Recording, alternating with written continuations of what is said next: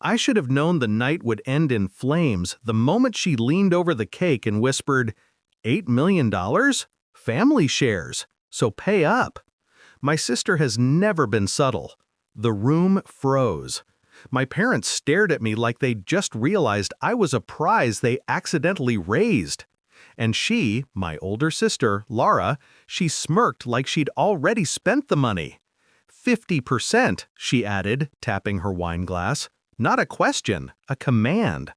I just smiled, a small one, the kind of smile you give someone who has no idea they just stepped into their own grave. Then I stood, walked out, and left them there with the cake still burning. By morning, I had 22 missed calls from Laura, all starting at 4:17 a.m. But the story didn't begin at that birthday, no. It started years ago, back when I still believed the word family meant protection, not possession. Back then, when I was still naive enough to trust her, Laura wasn't always venom. Or maybe she was, and I was too blind to see the fangs. She used to braid my hair before school, share her playlists, teach me how to fake confidence when I felt small. I thought she was my shield in a world that felt too loud. But life has a way of peeling people open. Over time, the sweetness faded. Compliments turned into jabs. Support became competition. And somewhere between my quiet successes and her loud failures, she decided she was entitled to my life. Still, I tried. Because family is stubborn glue. You don't realize it's toxic until you can't breathe anymore. The first sign of betrayal? It wasn't the money, not at first. It was her tone when she asked to borrow my savings. The way she laughed when I said no. The bitterness in her eyes when I earned my first big contract.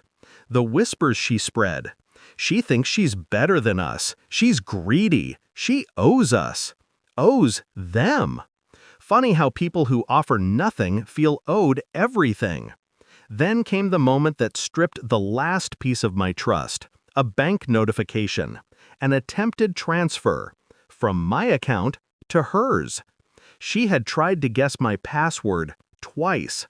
That was the day something inside me shifted, not broken, just sharpened. My mindset changed and my plan began. I didn't confront her, that's what she wanted, a fight, a scene, a weakness to exploit. Instead, I started preparing, quietly. I moved my accounts, encrypted everything, locked down assets she didn't even know existed. I created a decoy fund, just enough to tempt, not enough to matter. And I waited. People reveal themselves most clearly when they think there's something to gain. The execution started the night of my birthday. I invited them. I let them see the villa I'd bought, the car, the life. Then I accidentally left my tablet unlocked, a single document glowing on the screen. Total assets, $8,134,900. It was bait so perfect it barely lasted 15 minutes before Laura read it aloud. Her voice was practically dripping gold. 50%, she demanded. My mother nodded. My father didn't hesitate. And Laura, she stepped forward like she was claiming her inheritance. That was the moment I realized something cold and clean. I didn't hate them. I had simply outgrown them. So I left. The real revenge began at 4:17 a.m.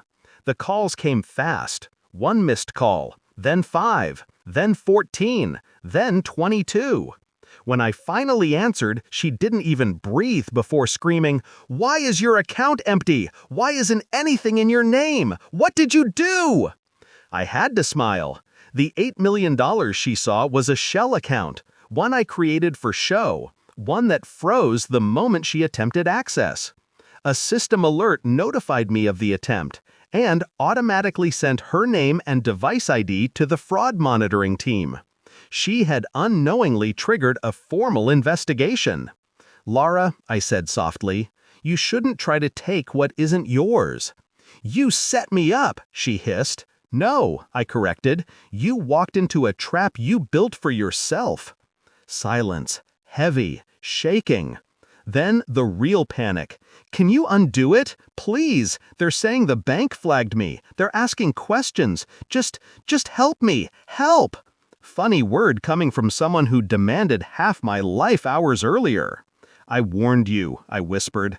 I told you not to touch my things years ago. You didn't listen. Please, she breathed. We're family. I let that hang in the air like smoke. Family, I said, doesn't break in at 4 a.m. trying to steal what you earned. Then I ended the call, blocked her, and exhaled for the first time in years. The emotional payoff. By noon, my parents called too. First angry, then desperate, then quiet. The bank froze Laura's accounts for investigation. Her credit line was suspended. And the house she bragged about owning? Turned out it wasn't fully paid. Mortgage overdue. Amazing how fragile a life becomes when it's built on entitlement. As for me, I got on a plane. A one-way